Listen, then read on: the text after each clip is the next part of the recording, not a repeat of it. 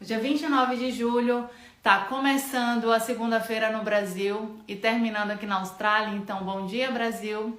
Boa noite, Austrália. Hoje a nossa live vai ser um pouquinho diferente porque o nosso convidado, o Dr. Diego Souza, é meu marido. Então, a gente mora na mesma casa, então a gente vai compartilhar a mesma tela.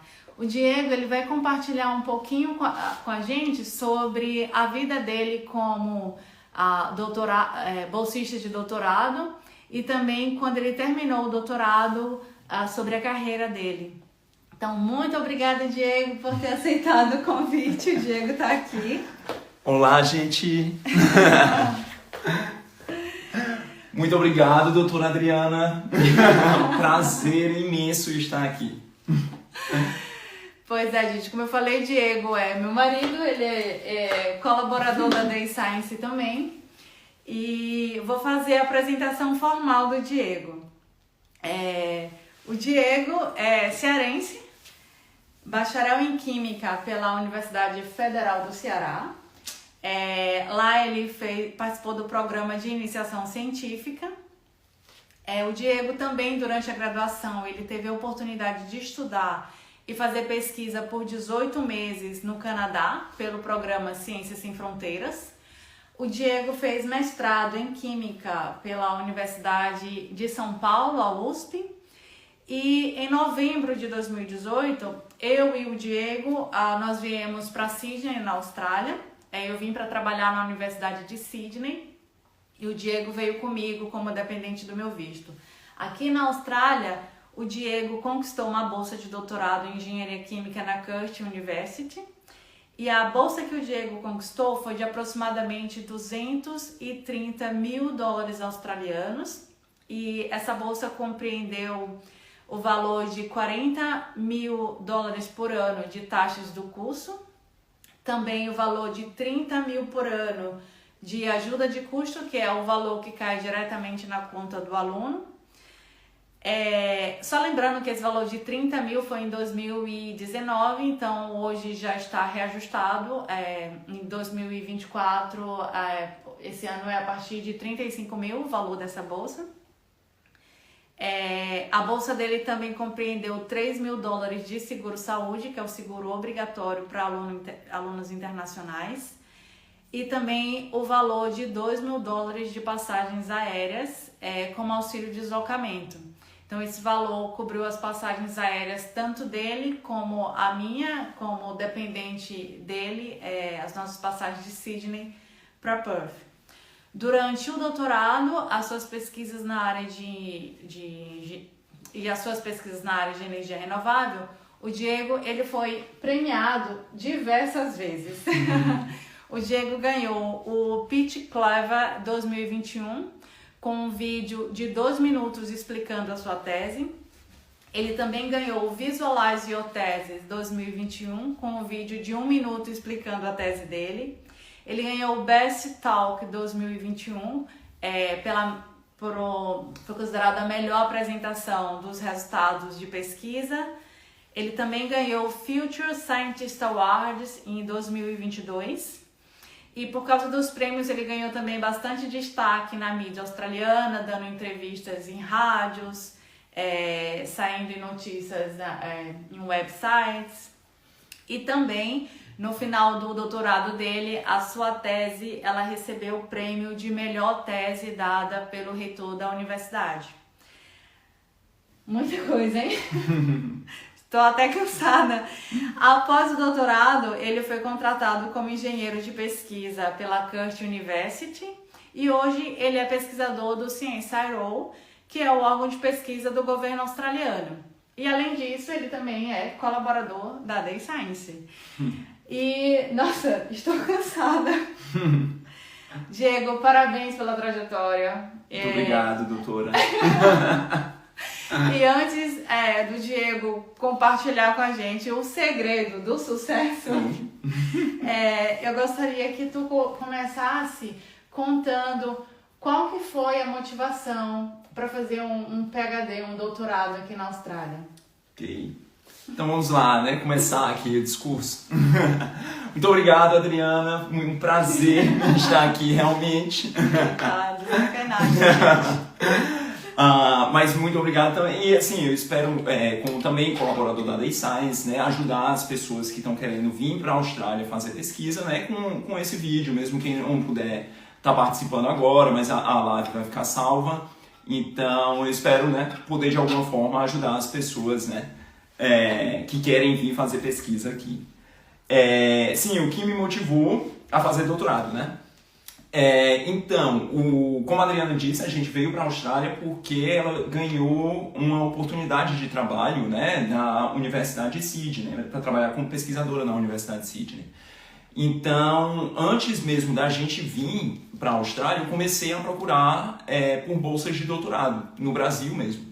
Então lá eu cheguei a fazer algumas entrevistas mesmo no Brasil com alguns professores, né, alguns pesquisadores aqui da Austrália, e alguns deles comentaram que não tinha bolsa disponível no momento, outros falaram que eu poderia aplicar para bolsas que elas são mais competitivas, né, que são para a universidade toda. Então, a princípio eu acabei não conseguindo, né? Mas assim, eu acho que uma coisa que é importante falar é que, diferente do Brasil, né, aqui na Austrália existem vários tipos de bolsas que são diferentes, né? Não é só... Porque no Brasil, geralmente, CAPES, né, são os órgãos de fomento, CAPES, CNPq, e aqueles do próprio Estado, né, FUNCAP, FAPESP, assim... Aqui na Austrália, não. Você tem bolsas para fazer doutorado que podem vir da universidade, então você acaba competindo com todo mundo de áreas muito diferentes. Você pode conseguir uma bolsa que é de projeto, você pode conseguir uma bolsa que vem da indústria, ou uma bolsa que venha de outras universidades, né, de um conjunto de universidades. Enfim, existem várias formas diferentes. E o problema aqui da Austrália é que às vezes não é muito organizado, né? Às vezes você entra no site de uma universidade e você não acha essas informações muito fáceis. Então, assim, leva um tempo até você descobrir. Eu acho que isso que é importante também da Day Science, né? A gente tem um banco de dados e ajuda, né, os alunos a conseguirem as bolsas de doutorado. Então, aí quando a gente chegou, então a gente veio para a Austrália, né? Eu comecei a trabalhar, a Adriana começou a trabalhar na Universidade de Sydney, enquanto eu trabalhava, né? Eu estava trabalhando de forma, fazendo trabalhos diferentes da minha área, né? Então eu comecei a trabalhar primeiro como label, carregando caixa, né? Aí depois eu comecei a trabalhar como vendedor de loja, em uma loja bem grande aqui da Austrália, de eletrodomésticos. E aí depois eu comecei a trabalhar também de Uber Eats, né? Só que enquanto isso, eu comecei a procurar também, continuei procurando, né, por bolsas de doutorado, porque eu tinha terminado meu mestrado no Brasil. E assim, o que me motivou, né, eu acho que na verdade foi continuar a minha carreira de química, mas com experiência no exterior, mas também visando uma forma de continuar aqui na Austrália, né? Eu acho que com uma bolsa, né, de doutorado, como ela cobre todas as despesas, né, ela cobre as despesas das taxas da universidade, ela me daria um salário e ela cobriria o meu seguro-saúde e permitiria que a Adriana, como minha parceira no visto, pudesse trabalhar, né, 40 horas semanais, seria uma excelente oportunidade para a gente continuar aqui, né? Inclusive um visto mais longo, seria de um visto de pelo menos 4 anos que a gente teria. Então eu vi também como uma forma da gente continuar na Austrália de uma forma mais longa e mais econômica, né? Sem eu ter que gastar rios de dinheiro para continuar aqui. Só adicionando uma coisinha, a gente veio para a Austrália, eu vim com um contrato de trabalho, mas era por 1 ano. Então, assim, era 1 ano na Universidade de Sydney, isso. Aí a ideia era voltar para o Brasil, mas aí a gente chegou e a gente se apaixonou pelo país, a gente quis ficar mais tempo E aí por isso que o Diego tá falando disso, que aí a bolsa, ele tendo a bolsa de doutorado, ela proporcionaria a mim o direito de trabalhar 40 horas então isso ia abrir portas para mim continuar trabalhando até mesmo na universidade, se a universidade não pudesse me dar o sponsor mais do que 1 ano, como ela tinha me dado antes. E assim, com todas as despesas pagas, a gente não ia ter gastos. Então, só complementando o que tu estava falando. Exatamente. E aí foi isso, né? Nesse meio tempo que a gente estava lá em Sydney, né? Eu continuei procurando por bolsa até que eu achei uma oportunidade de fazer o doutorado aqui na Curtin University, né? Aqui em Perth. E foi nesse momento que eu descobri que Perth existia, né? Porque até então nem sabia da existência de Perth, né? Pra mim a Austrália era Sydney, Melbourne, Adelaide... Gold Coast. Eu acho que nem Gold Coast eu sabia, na verdade. Então, foi assim que a gente descobriu da existência de Perth, né? E aí eu vi lá no site, eu procurei no Google, né? Onde é que fica Perth. Vi as praias, que são muito bonitas. E aí vim com uma oportunidade de vir pra cá, né? E aí foi isso. Eu entrei em contato com o supervisor, né? Responsável pela vaga. E mandei minhas informações para ele. E aí ele gostou muito do meu currículo e me respondeu e falou que pediu para marcar uma entrevista, né? A entrevista, ela marcou por Zoom, né, online, porque ele estava aqui em Perth, né, e eu estava em Sydney.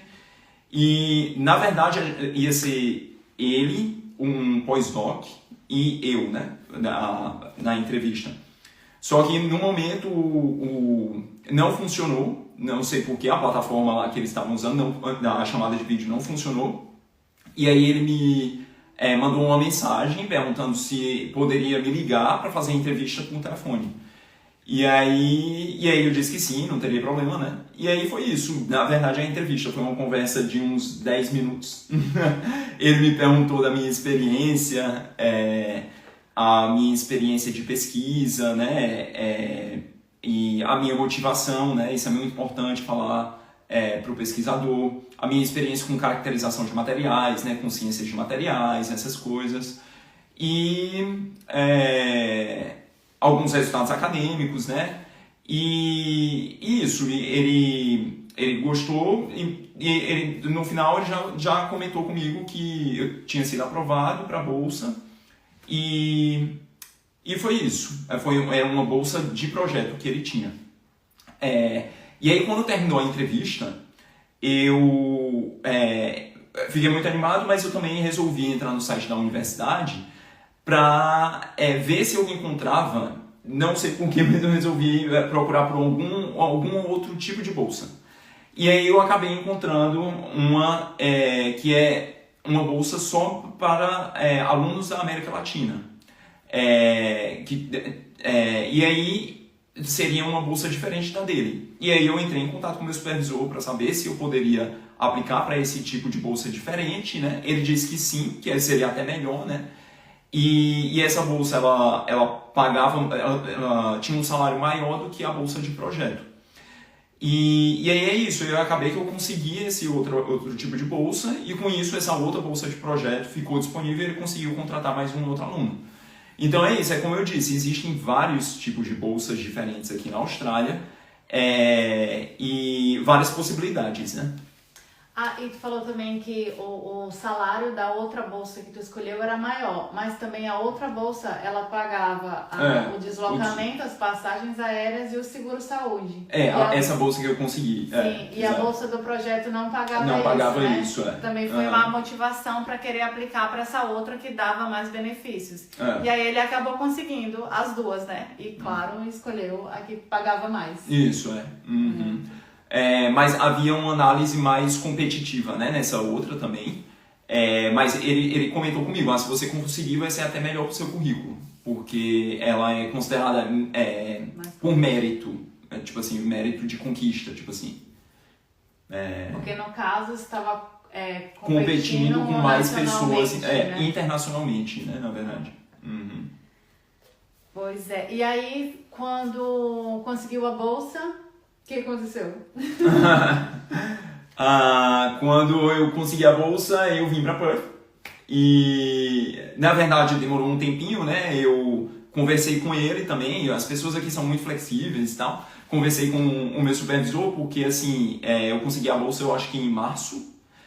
Então, ele queria... Sendo que a gente chegou em novembro de 2018. Então ele já conseguiu a bolsa em março. Isso é um tempo considerado rápido. Março de 2019, né?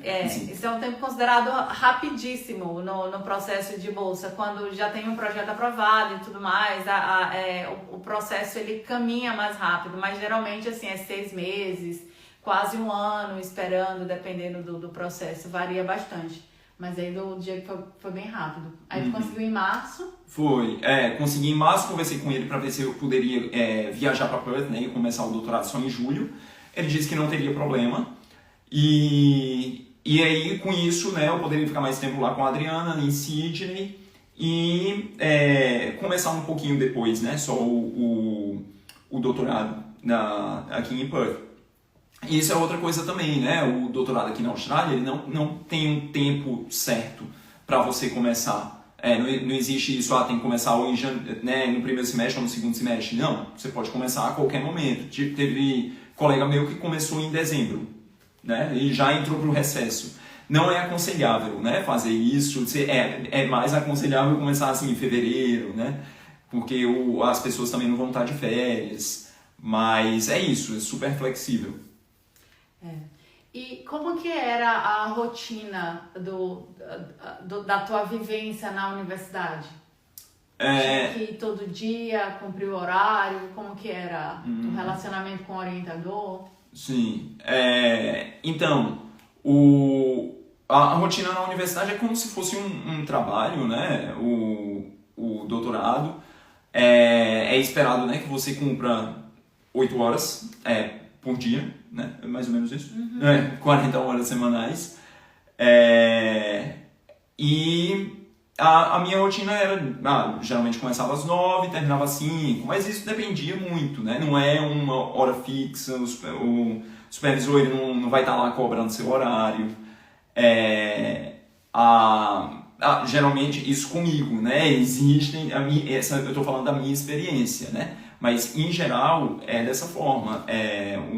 O horário é flexível e, na verdade, o supervisor está mais preocupado com o desenvolvimento do projeto, né, se você consegue resultados. E, assim, da mesma forma que era flexível de eu fazer esse horário, né, eu poderia fazer um horário mais curto, mas, às vezes, eu também fazia um horário mais longo, né? Porque isso vai depender muito dos experimentos, né? Eu, como sou da área de química, eu fazia muitos experimentos no laboratório, então vai depender muito do tipo de experimento que eu estou conduzindo, das reações, né? Se é o tempo que demora aquela reação, enfim.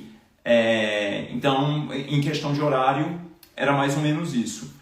Em questão de rotina, né, variava muito, né? Tinha dia que seria mais para fazer uma revisão de literatura, né? Então, poderia também trabalhar de casa. Outros dias era mais para trabalhar no laboratório, né, como eu comentei. E, em geral, eu tinha reuniões com o meu supervisor.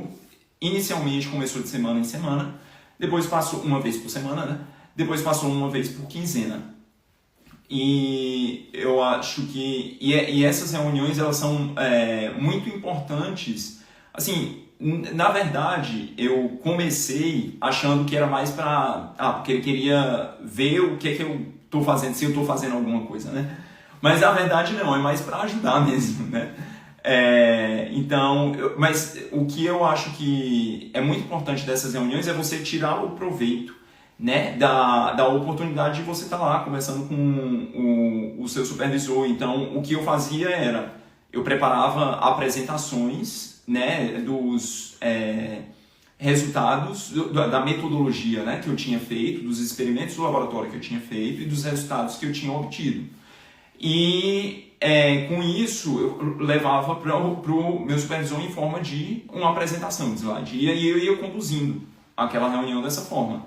E com isso ficava mais fácil dele poder ver o que eu realmente tinha feito e ver em que ele podia me ajudar. Então, às vezes, eu tinha alguma ideia de experimento, com isso ele entendia o porquê de eu querer fazer aquele experimento, e se a gente não tivesse algum químico ou algum equipamento, ele sugeria comprar. Então, assim, eu acho que essa clareza de mostrar também as dificuldades, né? Às vezes eu não tinha certeza de alguma coisa, às vezes eu tinha dúvida de alguma coisa e queria alguma opinião dele. Essa clareza eu acho que facilitou muito o desenrolar do doutorado, né? No caminho.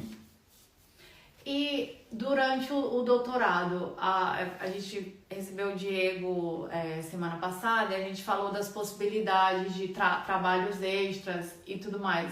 Você fez trabalhos extras? Trabalhou como tutor dentro da universidade mesmo? Porque se você é aluno de doutorado, até se você não é aluno de doutorado, a universidade oferece trabalhos casuais como tutores, que é o auxiliar do professor ali nas aulas de graduação, é um demonstrador dos experimentos no laboratório, e aí você ganha por hora. E é um valor razoável que geralmente os bolsistas usam como complemento de renda. E aí, você foi tutor? Sim, como a Adriana falou, né, eu tive a oportunidade de trabalhar também, né, como tutor. Trabalhei por 6 meses como demonstrador de laboratório, né, que é o que eles chamam aqui. Só que, assim, bom, como eu disse, né, a bolsa, ela tem como a gente falou, a bolsa ela tem um salário e a tutoria eu vi como uma experiência, né, extra e também como uma forma de complemento de renda. Só que eu trabalhei por 6 meses, eu acho que era mais ou menos 8 horas por semana de trabalho dedicado à tutoria. Só que eu comecei a perceber que estava consumindo muito do meu tempo, apesar de ser só 8 horas, mas eram 8 horas quebradas. Então, assim, para quando você está conduzindo experimentos no laboratório, às vezes isso acaba atrapalhando muito. E eu preferi, na verdade, focar no doutorado, então eu acabei trabalhando como tutor só por 6 meses. E eu preferi focar no doutorado mesmo só para eu poder conseguir os meus resultados logo, conseguir as publicações de artigo logo, para eu poder terminar o doutorado no tempo, né? O quanto antes, porque quanto antes eu terminasse, né? Eu poderia começar um trabalho mais cedo e também estaria livre daquela obrigação, né? De fazer o doutorado. E também outra coisa que na época, né, que eu fiz o doutorado foi em 2019, foi antes do Covid. De 2019 a 2023. Então, nessa época, o custo de vida era bem menor aqui em Perth. E também não só isso, ainda hoje, né, a gente tem amigos, o Diego Turolo participou da live, né, na semana passada, e ele comentou que dá sim para viver com a bolsa de doutorado aqui.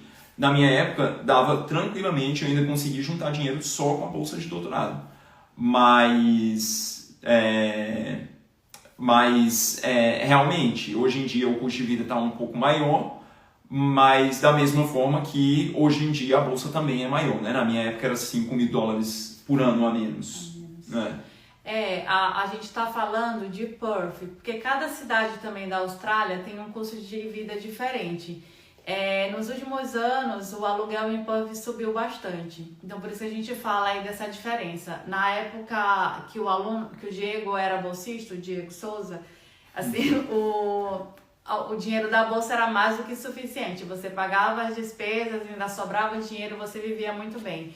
Hoje, como o Diego Turolo falou na live passada, só dá mesmo para viver, para as despesas, tanto que ele faz trabalhos extras por fora para conseguir mais dinheiro, para ter um pouco mais de dinheiro sobrando.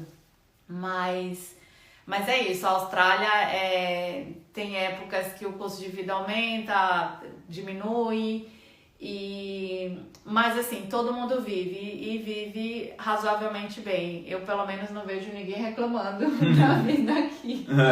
Né? Com certeza. E assim, além do doutorado, da tutoria durante o doutorado, tu ganhaste vários prêmios. Tu acha que esses prêmios influenciaram pra ti? Porque o Diego, assim que ele terminou o doutorado, ele conseguiu logo proposta de emprego logo em seguida, e não só uma, várias. Então, assim, tu acha que ter ganho esses prêmios influenciou no teu network para que tu conseguisse proposta de emprego logo depois do doutorado? Ah, com certeza. A conquista dos prêmios dá uma visibilidade, né? Uma coisa muito importante aqui na Austrália é criar um network, né? Com as pessoas, né? Isso é muito importante para você conseguir um emprego, né? Aqui, na sua área profissional. Claro que a sua experiência conta muito, né? E conquistas como essas, né? Dos prêmios, porque uma coisa que que eles valorizam muito é você mostrar o que foram as suas conquistas durante as suas experiências profissionais prévias, né? E essas premiações serviram, né, para mostrar como achievements, né, as conquistas, né, que você conseguiu. E além disso, né, abriu oportunidades para eu expandir minha rede de contato, conhecer pessoas de áreas e indústrias diferentes, né? Por exemplo, o Paget Clever, né? Uma parte da premiação foi ir para Canberra, né, para receber esse prêmio e participar de uma conferência. Então lá eu consegui conhecer pessoas de diferentes áreas, de diferentes universidades. Um outro prêmio que eu ganhei foi o Future Scientist Award, né, que foi relacionado também a uma agência de recrutamento e também que foi uma parceria com várias indústrias. Então eu tive a oportunidade de me apresentar para várias pessoas de indústrias diferentes relacionadas na minha área e com isso, né, criar um network com essas pessoas e dar visibilidade, né, também à pessoa. Então, assim, eu acho que durante o doutorado é muito importante procurar formas, né, de você conhecer outras pessoas, né, de você criar e expandir esse network, porque aqui na Austrália isso é muito importante. Existiu também um programa que eu participei que foi chamado IMI Network, eu acho. Não me lembro agora exatamente. Mas, enfim, é um programa de tipo mentoria. E assim, na verdade eu nem queria participar muito. Eu me inscrevi e fui ver qual que era, né? E aí tinha uma entrevista, eles meio que analisam o seu perfil, quais são os seus interesses após os estudos, e analisam o seu perfil para tentar conciliar melhor com o mentor. E aí eles me alocaram para ter uma entrevista, né, com um mentor que era um professor de uma universidade lá de Newcastle, né, em Queensland, né, acho que sim, bom, do lado leste. E ele foi uma pessoa que, na verdade, eu só participei dessa entrevista, mas na verdade não era uma entrevista, era uma conversa, e como eu comentei com ele que eu trabalhava nessa área de baterias, ele acabou comentando comigo também sobre um professor super importante na área de baterias aqui em Perth. E ele me perguntou se eu conhecia ele, eu na verdade nunca nem tinha ouvido falar dele. Mas aí com isso eu fiquei com isso na cabeça. E depois eu conversei com o meu supervisor na época, né, do doutorado, para saber se ele conhecia essa pessoa, esse professor na área de baterias. Ele disse que sim, que ele conhece, só que nunca tinha trabalhado junto, né? Mas, então, fiquei com isso na cabeça, né? Também não participei mais desse programa de mentoria. E depois, quando eu estava para acabar o meu doutorado, eu lembrei disso e resolvi entrar em contato com esse professor.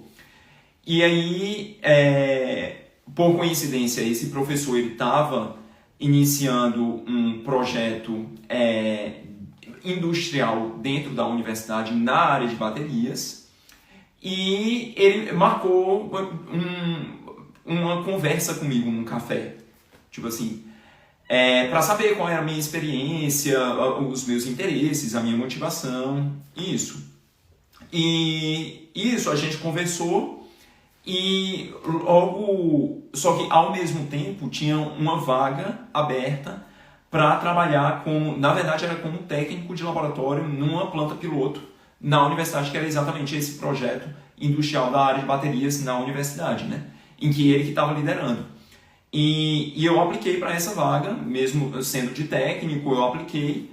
E aí eu fui chamado para entrevista, mas na verdade eles acabaram me contratando, não para a posição de técnico, eles acabaram me contratando para a posição de pesquisador. Então é interessante ter esse network, esse conhecimento com outras pessoas. É muito importante isso durante o doutorado. Então, fica aí como dica, né, para quem for fazer pesquisa, que é muito importante sempre ter esse contato com outras pessoas de outras áreas, né, e participar de eventos como esses. Eu acho que a oportunidade de estar numa universidade, como o nome já diz, é um universo. Então tem tantas pessoas de diferentes áreas e tantas pessoas diferentes da nossa área que a gente precisa conversar com todos, fazer um network ali, ter relacionamento com todo mundo, porque isso vai abrindo portas para quando a gente termina o curso, a gente ter oportunidade de trabalho. E aí, Diego, tu falou que foi um projeto industrial dentro da universidade. Então, assim, a tua vaga, mesmo sendo de pesquisador, não era uma vaga acadêmica. Uhum. Então, assim, porque se espera, eu acho que é tradicional do Brasil, quando você faz um doutorado, você vai virar um acadêmico, ou um professor universitário, ou um pesquisador dentro da universidade. E na Austrália, existe muita cultura de você fazer pesquisa, mas para as indústrias também, porque as indústrias injetam muito dinheiro na pesquisa australiana. Tanto que tem muitas bolsas de mestrado e doutorado que o dinheiro vem da indústria. Então existem essas oportunidades também da pessoa sair com um PhD e ir trabalhar na indústria. Mas essa tua escolha de ter ido para esse projeto industrial, isso já foi pensado? Ou tu queria a carreira acadêmica, ou tu já pensava em ir para a indústria? Não, na verdade eu nunca quis muito a carreira acadêmica, né? Então eu via mesmo, eu estava procurando por oportunidades, né, na área industrial depois que eu terminasse o doutorado. E aí eu vi isso, né, essa oportunidade de trabalhar na planta piloto, né, que é um projeto totalmente industrial, só que na universidade, né, como uma forma, né, de começar uma carreira na indústria, né, mesmo sendo dentro da universidade. Explica pra gente como que é essa planta piloto. O que é uma planta piloto? Bom, a planta piloto ela é como se fosse uma transição, né, entre o laboratório e a indústria. Então, você faz experimentos no laboratório, você vê que aqueles resultados são promissores e aí você consegue um financiamento para desenvolver aquele projeto e aumentar a escala, né, daquele experimento que foi feito no laboratório em uma escala menor, né, pré-industrial. Então, para ver se você passa por uma planta piloto antes, para saber se é realmente possível você comercializar aquele produto, né, você industrializar aquele produto. E aí, no caso, não sei se o projeto era confidencial e tal, mas o que vocês faziam lá na planta piloto? A gente trabalhava com a produção de um precursor de cátodo. Então, é um material... Complicado, é meio complicado, né?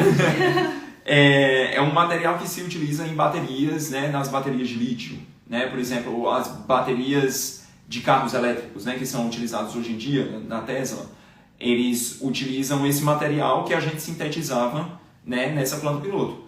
E o objetivo era exatamente a Austrália está investindo muito nessa parte de energias renováveis, ela está investindo muito nessa parte de baterias. E o objetivo é exatamente mostrar que a Austrália tem potencial de produzir esse material, não só de extrair, né, com a mineração, mas também de processar e tornar esse material utilizável, né, comercialmente. Esse era o objetivo mesmo da planta piloto. Muito legal.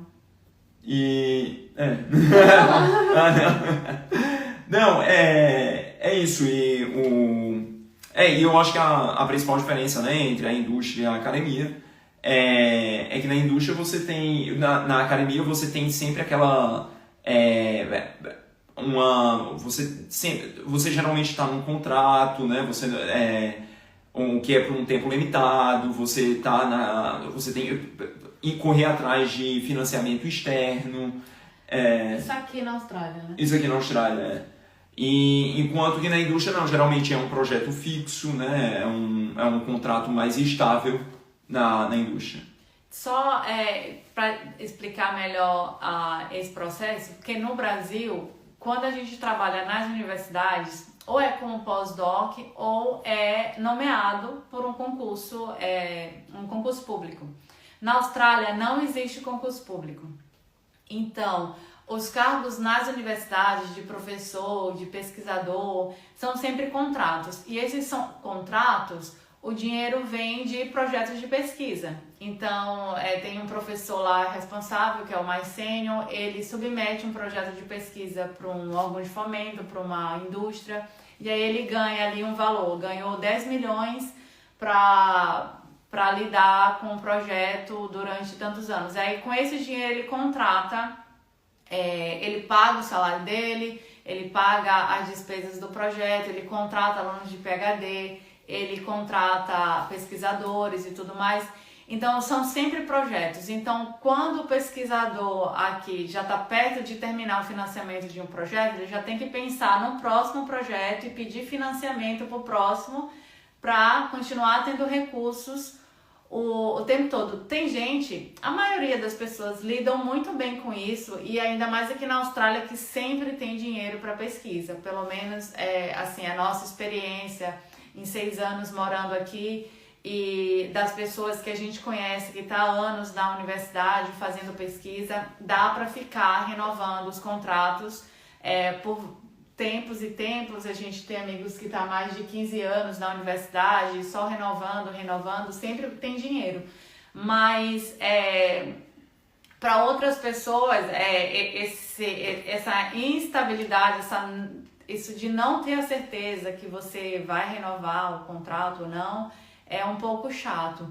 E também eu acho que uma coisa da academia que o Diego não citou é que para você ter capacidade de aprovar projetos, você sempre tem que produzir papers, publicar artigos, que essa é a moeda do pesquisador, isso independente do país. Em todos os países a moeda do pesquisador é artigo. E aí fica naquela pressão, né, de ter que produzir artigos e artigos. E já na indústria não existe esse lado. Na indústria tem ali o dinheiro da indústria, então acabou um projeto, vai ter outro projeto. Na indústria você não precisa publicar para aprovar grant, mais relatórios técnicos, até porque na maioria das vezes são pesquisas confidenciais da indústria. É isso? Tô falando certo? Sim. Então, assim, só para vocês entenderem essa diferença de como funciona os cargos acadêmicos aqui, que é completamente diferente de como funciona no Brasil. No Brasil você passa num concurso, aí você tá garantido pro resto da vida, né? querendo fazer pesquisa ou não. Se você quiser só dar aula no Brasil, é ok também. Aqui também existem os cargos de só dar aula, que são os lecturers. Os lecturers que quiserem fazer pesquisa, eles podem também. Mas assim, você pode só dar aula, você pode só fazer pesquisa, pegando os cargos de pesquisador, e você pode pegar cargos de professor que dá aula e que faz pesquisa. Então existe essas diferenças e essas flexibilidades nas tarefas de cada cargo. Uhum. Exato. E esse meu trabalho na planta piloto era exatamente um trabalho, apesar de ser na universidade, era totalmente industrial, né? O objetivo nosso era produzir o produto que é utilizado na indústria, né?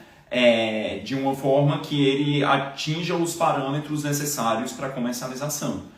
Então não tinha esse envolvimento de desenvolver um novo projeto, né? Publicar artigos científicos, não. Então assim, isso é uma outra coisa, né? Que na Austrália tem muito, né, esse investimento em pesquisa, mesmo sendo na área industrial. Pesquisa completamente voltada para desenvolver um produto tecnológico para comercializar. Isso, Que dê algum tipo de retorno, né? Que é basicamente, né, o trabalho na CSIRO, né? Que eu ia entrar agora. O Diego, ele ficou 1 ano, né? Trabalhando um pouquinho mais de 1 ano. Engenheiro de pesquisa na Curtin University, e aí ele recebeu uma proposta para ir trabalhar na CSIRO, que é o órgão de pesquisa do governo australiano. O governo australiano, ele tem seu próprio órgão para desenvolver pesquisas totalmente voltadas para a indústria também.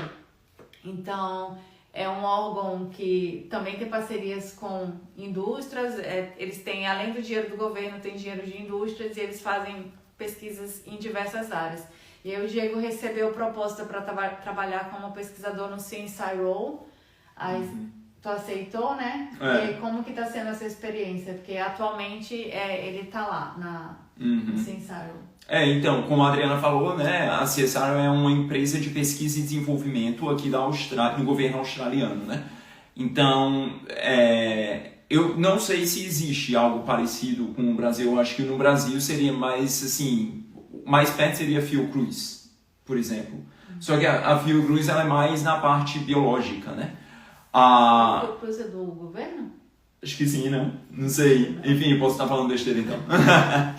Mas é uma empresa de pesquisa e desenvolvimento aqui do governo, e ela trabalha em parcerias tanto com projetos da indústria. Então muitas indústrias entram em contato com a CSIRO para tentar resolver problemas que eles estão tendo, né, na indústria, ou porque eles descobriram alguma coisa e querem montar uma planta piloto. Tem muitas plantas pilotos lá na CSIRO. Ou então são investimentos do governo ou investimentos da própria empresa em pesquisa. Então o meu trabalho lá é trabalhar como pesquisador.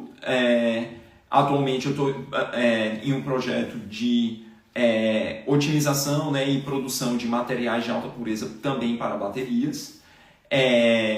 E é um projeto que envolve muito trabalho laboratorial, só que não existe aquela pressão por publicação. Quando eu fiz a entrevista, o próprio meu chefe, né, atual, ele comentou comigo, ele me perguntou se eu estaria feliz em não publicar, na verdade, porque assim, o foco lá é no máximo patente, né? Se sair um artigo, ok, mas não é o foco. Então assim, eles não querem que a pessoa vá também achando que ela vai crescer o portfólio de artigos dela com um emprego lá, né? O objetivo lá não é bem acadêmico, é realmente focar no projeto, focar em desenvolver ele, tentar solucionar os problemas que aquele projeto traz e possivelmente patentear, né? Patente eles visam muito por isso. Então eu acho que isso é um ponto muito positivo aqui também da Austrália, né?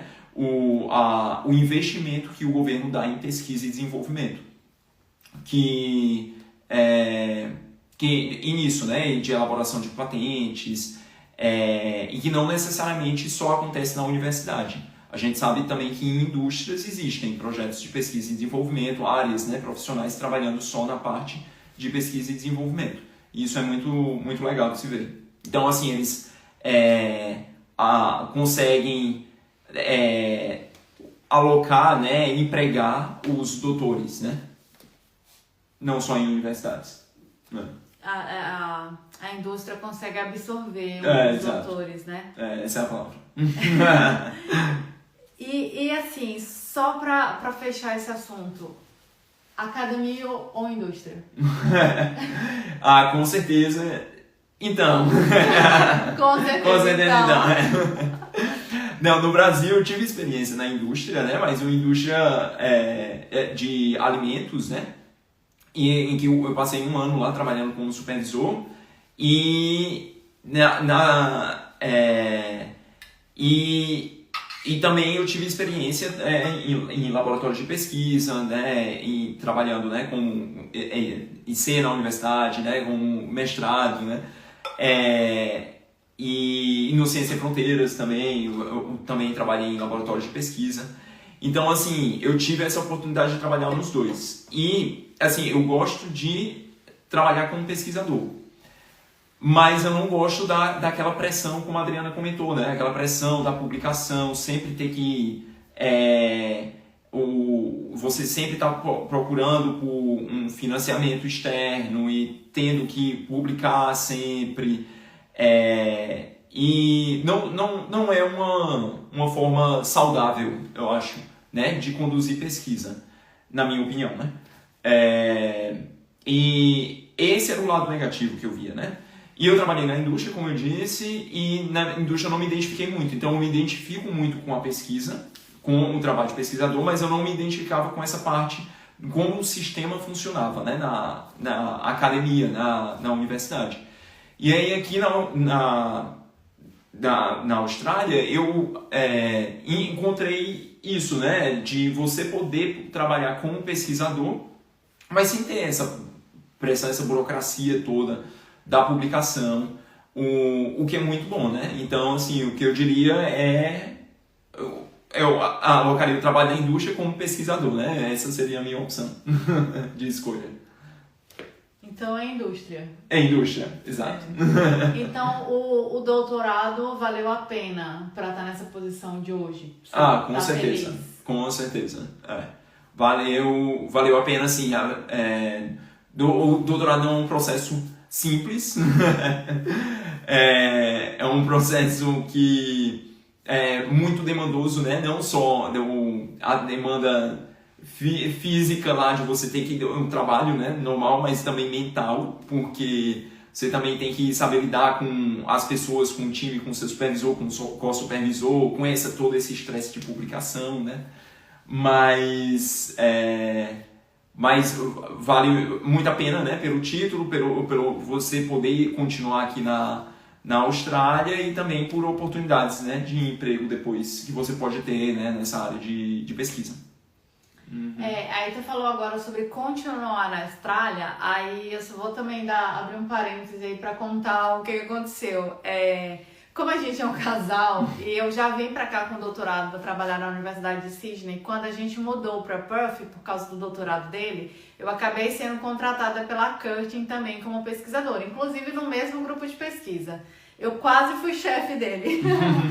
E aí nesse tempo, o convite para o Global Talent, para a residência permanente, saiu quando a gente estava com 2 anos aqui na Austrália. E aí o meu chefe me nominou lá da Cante e tudo mais, e a gente acabou virando PR com 2 anos morando na Austrália. Então acabou que a gente se estabilizou no quesito de continuar na Austrália, porque a gente já tinha um visto que nos garantia a permanência para sempre aqui. Mas aí o Diego quis continuar fazendo o doutorado, já estava perto de terminar mesmo, né? Exatamente. Continuou fazendo o doutorado e assim, hoje está entregado e tudo mais, então valeu a pena, né? Sim, Depende muito do seu objetivo, né? Do seu foco, com certeza. Mas se for com a pretensão, né, com uma forma assim também de você, se você quiser trabalhar, né, como um pesquisador, se você quiser seguir na carreira científica, né, é muito importante você fazer um doutorado, sim. Isso, né, também como uma estratégia de continuar no país, por exemplo, né, na Austrália. Porque dá para usar o doutorado como estratégia para permanecer no país até permanentemente, porque o doutorado também abre portas para o PR. Mas assim, um doutorado não só como estratégia para ficar no país, é um grande plano para progressão de carreira, porque não só na Austrália, vários outros países têm muitas oportunidades para quem tem um doutorado. Só um dado que, assim, na população mundial, menos de 2% da população mundial possui o título de doutor, possui um PhD. Então, só por aí vocês tiram a importância de ter um título como PhD, né? É isso. E aí eu acho que esse tema já tá bom, né? Vamos passar para o outro, que também o tempo já está encerrando. Na live passada com o Diego Turolo, a gente falou também sobre o custo de vida em Perth e o estilo de vida. Então, eu queria perguntar para o Diego também, o Diego Souza, porque cada pessoa é diferente. Então, assim, um gosta de um estilo de vida, o outro gosta do outro. Pro que tu gosta, qual que é o teu estilo de vida aqui em Perth? O que Perth te proporciona como cidade, qualidade de vida ou não qualidade de vida? Com certeza para mim é a natureza, né? Natureza de Perth, muito bonita. Tem os parques, né? O rio, as praias, né? As áreas de serra, né? Aqui, muito bonito, tem muita coisa assim para fazer ao ar livre, né? Em relação à natureza, né? Curtir, né? Fazer esportes. Eu acho que é muito importante, né? Durante o doutorado, a gente cuidar também da nossa saúde mental, porque é muito exaustivo, né? Então, uma coisa que me ajudou muito durante o doutorado foi exatamente fazer esporte. Que tinham dias que eu saía do laboratório pensando, aquele experimento não funcionou e o que é que eu vou fazer, eu não tenho resultado suficiente para publicar ainda, ou eu tenho que escrever, eu tenho que ler aquele artigo, enfim, e aí ao invés de ir para casa e ficar pensando nisso, né, eu comecei a fazer capoeira, o que me ajudou muito, surfar no final de semana, isso. O berimbau aqui atrás não nega. E isso ajuda muito, né? E isso, eu acho que aqui na Austrália tem muitas oportunidades para você praticar esporte, para você socializar, né? Muito grupo de brasileiro, muito encontro, muitas... tem uma vida noturna também, vários bares, né? Então eu acho bem legal. E isso, como eu comentei, né? O custo de vida antes, como eu falei, durante o doutorado, eu consegui até juntar dinheiro. Então, assim, não é uma bolsa que lhe permite viver bem tranquilamente, né? Enfim. Até assim, porque as coisas aqui na Austrália em geral, a parte de natureza é tudo de graça, muito acessível. Até a vida até o australiano que for milionário também, ele vai frequentar os mesmos lugares que alguém que não tem dinheiro. E até acampar no mesmo lugar. Aqui o cultural é acampar, em vez de ficar em hotéis luxuosos, todo mundo acampa. Então, assim, uma pessoa que não tem dinheiro vai acampar no mesmo lugar que um milionário. Pode ter muitas praias lindas, né? Muito, demais. Uhum. Que o Diego gosta, surfa. Snorkeling. Ilhas. Muito bonito mesmo. Não só Perth, né? Muitas outras cidades da Austrália. Eu vou só ler uma pergunta aqui. Eu não consigo identificar o nome, mas ele está perguntando se é da possibilidade de fazer mestrado sanduíche. É possível sim, mas o mestrado sanduíche você precisa estar no mestrado no Brasil e aí achar um grupo de pesquisa similar à sua área ou uma área que você queira acrescentar ao seu doutorado. E com certeza a Austrália, ela diz sim para os grupos de pesquisa da universidade, diz sim para esse tipo de estágio. É muito comum aqui. Tem vários brasileiros chegando agora, dos últimos editais de tanto mestrado como doutorado sanduíche da FAPESP, da CAPES, do CNPq. Tem os brasileiros chegando agora, então é totalmente possível. Qual que é a outra pergunta aqui? Vou chegar mais perto. A língua foi uma barreira importante no processo da adaptação? O australiano recebe bem os estrangeiros? Uhum. A língua? Sim, com certeza. Na verdade, assim, pra mim, como eu vivi antes no Canadá, né, pelo Ciências Sem Fronteiras, então eu já cheguei com um nível de inglês ok aqui. Mas os australianos super recebem bem, eles são super abertos, eles estão super acostumados com pessoas de outros países, então isso não é um problema. Eu nunca sofri preconceito nenhum aqui, a gente, né? Na verdade a gente sempre se dá muito bem com os australianos, e eles são bem legais, na verdade. Bom, pelo menos a experiência que a gente teve, né? Isso é muito pessoal, relativo. A gente não pode falar também por todo mundo, porque a gente conhece gente que teve experiências ruins, mas a gente, pelo menos... Nunca. E assim, em relação à língua, eu acho que a Adriana, quando ela veio pro Brasil, né, eu acho que tu pode... Ou pra Austrália. Não, eu tive mais dificuldade, o meu inglês era muito ruim quando eu já cheguei para trabalhar. Então, foi muito difícil, a comunicação no início foi terrível, minha cabeça doía, só de ter que pensar que eu ia ter que passar um dia inteiro lidando com inglês, era muito estressante. Meu primeiro ano foi super estressante, mas, como o Diego falou, a nossa experiência com os australianos e as pessoas aqui em geral, porque aqui não tem só australiana, que é um país de imigrantes, sempre foi muito positiva.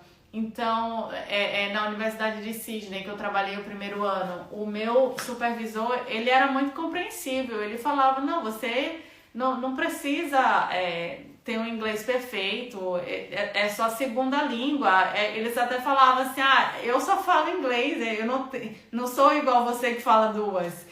Então, assim, se eu falava alguma coisa que eles não entendiam, eles falavam para eu repetir, ou se eles falavam alguma coisa que eu não entendia, eles repetiam. E era tudo assim num clima muito amigável, muito tranquilo. Eu nunca me senti menos porque o meu inglês era ruim.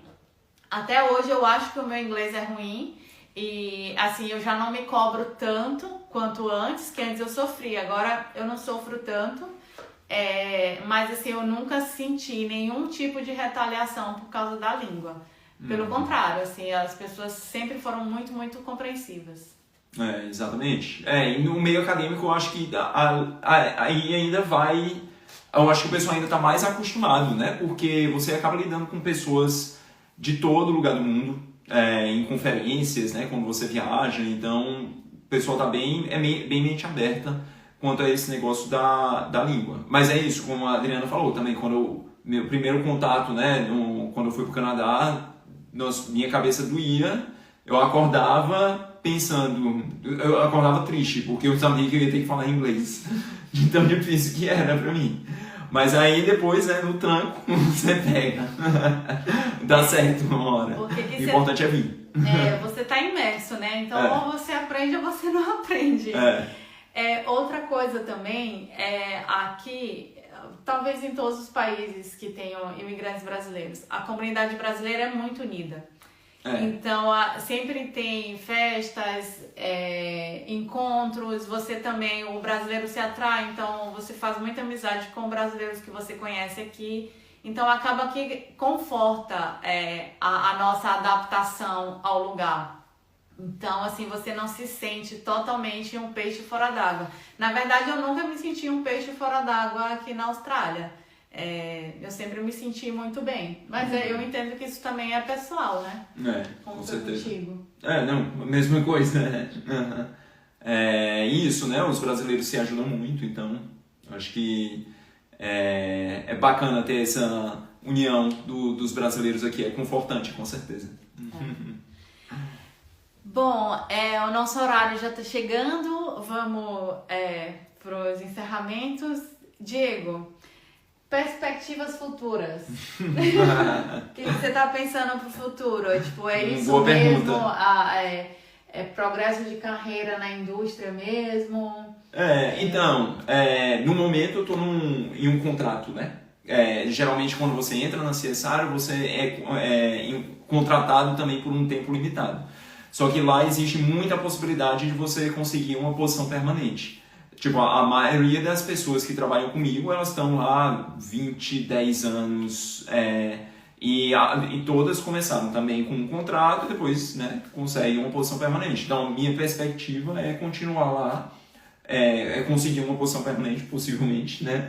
Vamos ver como é que as coisas andam. Porque você está lá há 6 meses? 7 meses? Não, 4 meses. Eu comecei em março. Começou em março. Maio, junho, julho. Então você começa com um contrato, então teu contrato é quase 3 anos, né? E aí depois tem grande possibilidade de virar uma posição permanente. Mas é isso, mas também se não, estamos aí abertos a fazer um ano sabático, viajando pela Europa. O sonho dele. E é isso, e isso que é outra coisa boa da Austrália também, né? Que lhe dá oportunidades de... se você não está trabalhando na sua área, se você quer, ou então você está trabalhando na sua área e não está feliz e quer mudar completamente para uma área completamente diferente, você pode. E isso é confortante, né? Aqui na Austrália. Você trabalha numa empresa, você sabe que se eu peço demissão ou se me demitem, eu vou ter emprego em algum lugar e eu vou conseguir sobreviver e viver bem. Não é só sobreviver, né?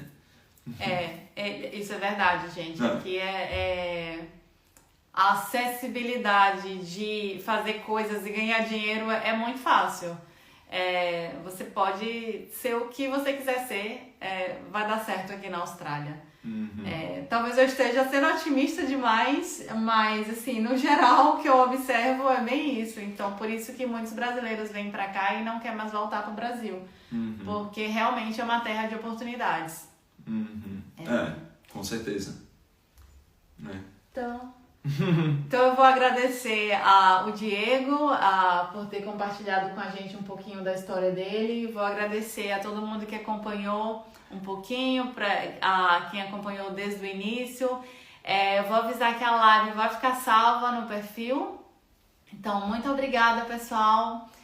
Eu que agradeço a presença aí, o convite e a presença de quem pode participar, as perguntas, e também podem mandar pergunta depois, assistir o vídeo, manda pergunta aí, que a gente está aqui para responder.